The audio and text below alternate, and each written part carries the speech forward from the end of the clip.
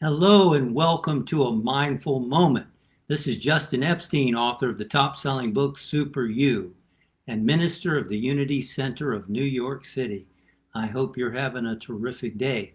I wanted to share with you an idea from Tim Galway. He says, control over one's attention is a fundamental freedom. And indeed it is. That's why social media are constantly trying to vie for your attention and my attention because that is a fundamental freedom, and where your attention is where your consciousness is. And so they're spending a lot of money learning about how can we grab their attention. And I don't think people realize today how important that really is. They're paying big bucks to figure out how can we grab more people's attention so then we can sell them products.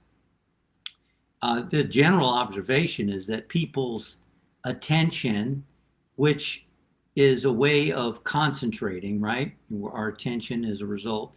Wherever we put our attention, when we can keep our attention on something, we're concentrating.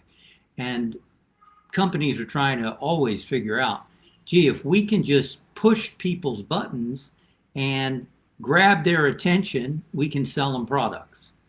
And they're constantly trying to learn how they can do that. So attention is critical.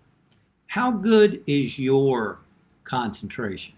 Being able to keep your attention in the present moment on whatever you're doing. Well, Galway calls it the master key for anything, because if we can't concentrate on what we're doing, then obviously we can't monitor what we're doing, how we're doing it, how we can do it differently next time. We're distracted, and we're seeing that more and more nowadays, unfortunately, and the effects are going to be negative down the road unless people learn how to concentrate, how to focus their attention. So one of the things that Tim Galway says in perhaps one of the first books I ever read on the spiritual journey, called The Inner Game of Golf, is that you don't force concentration. I remember first learning that early on and thinking, okay, I want to concentrate. And I thought it was something you strain to do. You know, everybody talks about concentrate on this, concentrate on that. Athletes say concentrate on the ball and tennis, whatever, but they don't really explain what concentration is. And he points out you don't want to force concentration. What you want to do, concentration is natural. Like watch a little child at a young age, under the age of 5, and they can become concentrated on watching a bug, or a leaf or whatever it is. They can focus and concentrate for hours when they're naturally interested. And the same is true for us. And the key is finding something that is interesting in what we're doing, whatever we're doing. Tim Galway says you can practice concentration, which, by the way, it can't be taught. No one can teach us how to concentrate, how to direct our attention. It's something we learn through practice. We learn through doing it. And then we learn and notice what takes my attention away from concentrating. That is also critical. So how good is your concentration? Now you might wonder, I was listening to Eckhart Tolle recently talking about presence and the power of being totally present and then being free of thought so that you can experience presence, the divine, consciousness, pure consciousness itself. He calls unconditioned consciousness, which is not identifying with your mind, your body, your history, all of that, just pure consciousness. Well, how do you achieve that? You achieve it through being present. And that's what we're talking about. Practicing concentrating on whatever we're doing rather than being distracted, rather than having so many things pull us away. Finding something interesting in what you're doing. And the neat part about it is the more we're able to concentrate on what we're doing, the more we're going to experience that level of pure consciousness where thinking stops for a moment, because you have to be focused on what we're doing in order for that to happen, becoming totally engaged and absorbed in what we're doing. And it's a discipline, isn't it? It's a discipline to make the effort to focus on what we're doing, to find something interesting in it.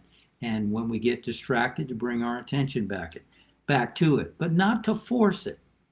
Galway says, I can think of no waking moment when a person cannot practice relaxed concentration.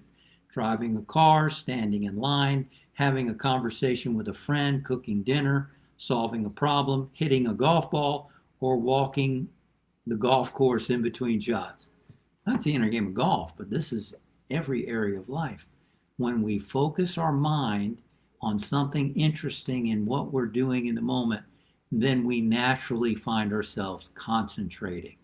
And the more we are in that state, the more opportunity we have for those moments, I believe, that Eckhart Tolle talks about, of pure unconditioned consciousness, where you're so in the now that thinking subsides and you experience pure consciousness. I just think it's amazing how all this stuff connects together.